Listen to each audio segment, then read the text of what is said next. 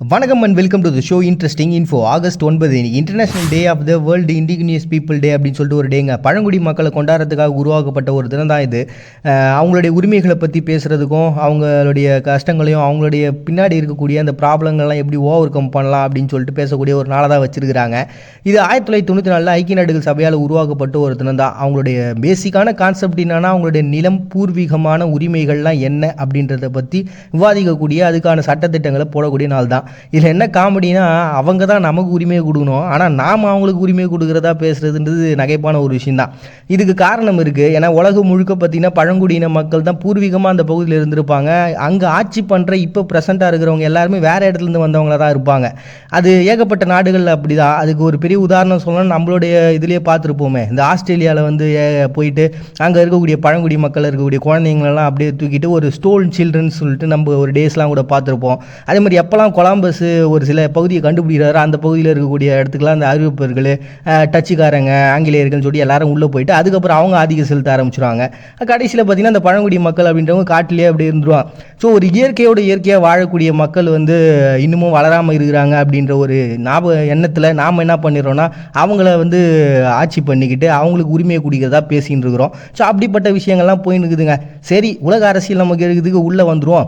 இப்படி இருக்கக்கூடிய அந்த பழங்குடி மக்களுடைய உரிமைகளை பற்றி பேசக்கூடிய ஒரு நாளாக வச்சுருக்காங்க. அட் த சேம் டைம் இன்றைக்கி வந்து ஆமர் இந்தியர்கள் வந்து 3.7% சுரினாமில் இருக்காங்க. அவங்களுக்காக ஒரு டே உருவாகணும்னு சொல்லிட்டு சுரினாம இந்த டே வந்து செலிப்ரேட் பண்ணுறாங்க. அப்படி உருவாக்கப்பட்டதுனா தான் பார்த்தீங்கன்னா international day of the world indigenous peoples day அப்படின்னு சொல்லிட்டு ஐக்கிய நாடுகள் சபையால் உருவாக்கப்பட்ட ஒரு தினமாக செலிப்ரேட் பண்ணுறாங்க ஆகஸ்ட் 9. நெக்ஸ்ட் நேஷனல் ஹக் டே அப்படின்னு சொல்லிட்டு ஜப்பானில் ஒரு டேங்க. ஜப்பானை பொறுத்த வரைக்கும் அவங்களோட கலாச்சாரத்தில் இந்த ஹக் பண்ணுறது அப்படின்ற கான்செப்ட்லாம் கிடையாது. இப்போ அந்த வெஸ்டர்ன் கல்ச்சர்ஸ்லாம் உள்ளே வந்ததுக்கு அப்புறம் தானே எல்லா நாடுகள்லையும் நிறைய மாற்றங்கள் அப்படின்றது உருவாகி இருக்கு. அப்படியே அந்த மாற்றங்கள் நடக்கணும்னு ஆசைப்படுறவங்களால் உருவாக்கப்பட்ட ஒரு தினமாக தான் இருக்குது. எதனால் இந்த டேட்டை சூஸ் பண்ணாங்க அப்படின்னா, 8வது மாதம் 9வது நாள் அப்படின்றத ஹாகு அப்படின்னு சொல்லிட்டு அவங்க ஸ்பெல் பண்ணுவாங்க. அது வந்து ஹக் அப்படின்னு சொல்லிட்டு வேறு ஒரு இதில் நம்ம மொழி பெயர்க்கலாம். அதனால தான் இந்த டேட்டை சூஸ் பண்ணியிருக்காங்க. இந்த கட்டி பிடிக்கிறதுனால ஏற்படக்கூடிய நன்மைகள்லாம் என்னன்றது ஆல்ரெடி நம்ம சொல்லியிருப்போம். இருந்தாலும் ஒரு ஓவராக சொல்கிறேன். இந்த லோ பிளட் ப்ரெஷர் நமக்கு உருவாகுது. அதனால் நமக்கு வந்து பயங்கர ஹெல்த்தியாக ஃபீல் பண்ணுறோம். டோப்பமைன் உருவாகிறதுனால நம்ம ஹாப்பியாக ஃபீல் பண்ணுறோம்.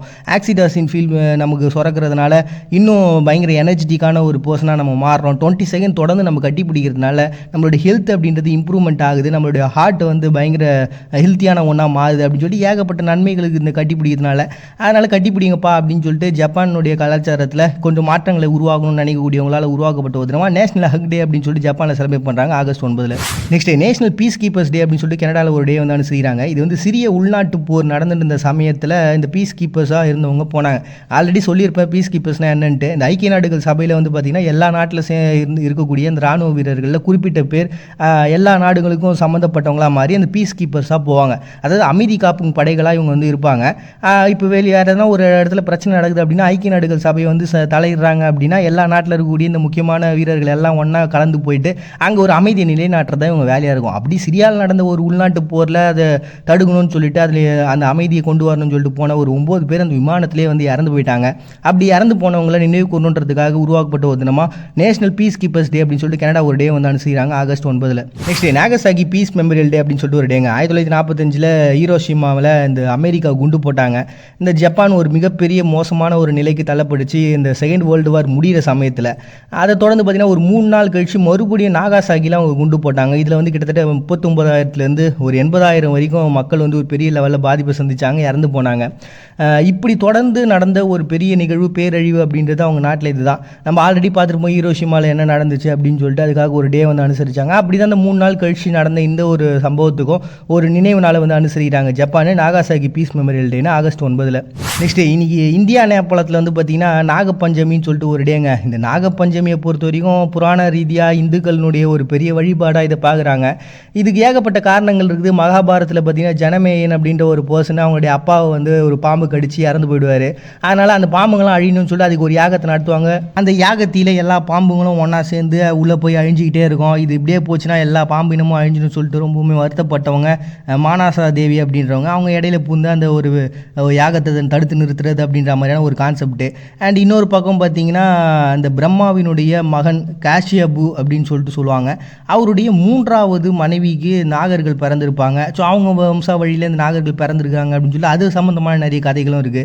நம்ம ஊரை பொறுத்தவரைக்கும் ஏகப்பட்ட கதைகள் இருக்குங்க. இச்சாதாரி, அதாவது பாம்பாக இருந்து ஒரு மனுஷ ரூபத்துக்கு மாற முடியும் அப்படின்னு சொல்லிட்டு சொல்லிட்டு ஒரு கான்செப்ட் ஒரு சைடில் போய் இருந்தது. பாம்புக்கு வந்து ஏகப்பட்ட லாங்குவேஜ் தெரியும் அப்படின்னு சொல்லிட்டு, பாம்பு பழி வாங்கும் அப்படின்ற கான்செப்ட், அதனுடைய நாகமணிகள் இருக்குது அப்படின்னு சொல்லிட்டு, கடைசியில் பார்த்தீங்கன்னா இது எல்லா கான்செப்ட்டும் உண்மை இல்லை அப்படின்றது தான் முடிவாச்சு. சரி, பட் நம்பிக்கை அப்படின்றது எல்லாருக்குள்ளேயும் இருக்கும், அது நம்ம கெடுக்கக்கூடாது, தப்பான ஒரு விஷயம் தான். அதனால் இவங்க பொறுத்த வரைக்கும் என்ன, கருட புராணம் சொல்கிற மாதிரியான ஒரு கான்செப்ட்னா, இந்த நாகப்பஞ்சமி அன்னைக்கு நீங்கள் நாகத்தை வழிபட்டீங்க அப்படின்னா உங்களுக்கு எல்லா நல்லதும் வந்து சேரும் அப்படின்ற மாதிரி கான்செப்ட் வச்சுக்கிறாங்க. அதுதான் இந்தியா நேபாளத்தில் நீங்கள் வந்து நாகப்பஞ்சமி அப்படின்னு சொல்லி செலிப்ரேட் பண்ணுறாங்க August 9. Next day national women's day அப்படின்னு சொல்லிட்டு சவுத் ஆஃப்ரிக்காவில் ஒரு டேங்க. இது 1956 நடந்த ஒரு பெரிய பேரணி தான். கிட்டத்தட்ட 50,000 பெண்கள் என்ன பண்ணாங்கன்னா ஒன்றா கூடி போயிட்டு அவங்களுடைய மனுக்களை கொடுத்தாங்க. இதுக்கு காரணம் என்னென்னா 1948 சட்ட திருத்தங்கள்லாம் கொண்டு வந்தாங்க. என்னான்னு பார்த்தீங்கன்னா இந்த நிறவெறிக்கு எதிரான ஒரு விஷயமா அது இருந்துச்சு. அதுவும் இந்த ஒரு பெண்கள் மீதான ஒரு மிகப்பெரிய காழ்ப்புணர்ச்சி, ஒரு அடிமைத்தனம் மாதிரியான விஷயம் தான் அது. அவங்க இங்கெங்கெல்லாம் போகலாம், இந்த உரிமைகள்லாம் இருக்குது இல்லை அப்படின்னு சொல்லிட்டு ஏகப்பட்ட விஷயங்களை போட்டிருந்தாங்க. பட் ஆனால் இந்த பெண்களுக்கு யாருக்கும் இது பிடிக்கல. அதனால தான் இவ்வளோ பெரிய பேரணியை 1956 ரெடி பண்ணி பண்ணாங்க. அதன் மூலமாக பார்த்தீங்கன்னா ஒரு பெரிய மாற்றங்கள்ன்றது அவங்களுடைய வாழ்க்கையில் நடந்தது. ஸோ அதெல்லாம் நினைவு கூறணும் அப்படின்னு தான் இன்றைக்கி நேஷனல் உமன்ஸ் டே அப்படின்னு சொல்லிட்டு சவுத் ஆஃப்ரிக்கா ஒரு டே வந்து செலிப்ரேட் பண்ணுறாங்க ஆகஸ்ட் 9. நெக்ஸ்ட் இன்றைக்கி நேஷனல் டே அப்படின்னு சொல்லிட்டு சிங்கப்பூரில் ஒரு டேங்க. இது வந்து 1824 ஃபஸ்ட் டைம் ஆங்கிலேயர்கள் இந்த கண்ட்ரோலில் இருந்தாங்க. அதுக்கப்புறம் 1963 இங்கிலாந்துட்டு இருந்து இவங்களுக்கு சுதந்திரமும் கிடச்சிது. அதை தொடர்ந்து என்ன பண்ணிட்டாங்கன்னா மலேசியாவோட சேர்ந்து ஒரு கூட்டமைப்பாக இருக்கலாம்னு சொல்லிட்டு ஜாயின் பண்ணியிருந்தாங்க. ஆனால் மலேசியாவிட்ட இருந்தும் ஒரு 2 வருஷம் கழிச்சு பிரிஞ்சுட்டாங்க, நமக்கு தனியாகவே இருந்துடலாம் அப்படின்னு சொல்லிட்டு. அப்படி 1965 தனியாக பிரிஞ்சு அவங்களுக்குன்னு ஒரு பெரிய சுதந்திரத்தோடு அவங்க இருந்ததுனால தான் பார்த்தீங்கன்னா நேஷனல் டே அப்படின்னு சொல்லிட்டு சிங்கப்பூர் நீங்கள் செலிப்ரேட் பண்ணுறாங்க ஆகஸ்ட் 9. பணத்தை விட சிறந்த ஒன்று ஆத்ம திருப்தி. உணர்ந்தவர்களுக்கு விளக்க தேவையில்லை, உணராதவர்களுக்கு விளக்கி பயனும் இல்லை. மறுபடியும் எல்லாரும் நாளைக்கு வந்து சந்திக்கிறார். உங்கள்கிட்ட விடைபெறுது நான் உங்கள் பாண்டிய. நீங்கள் பார்த்துட்டு இந்த நிகழ்ச்சி இன்ட்ரெஸ்டிங் இன்ஃபோ.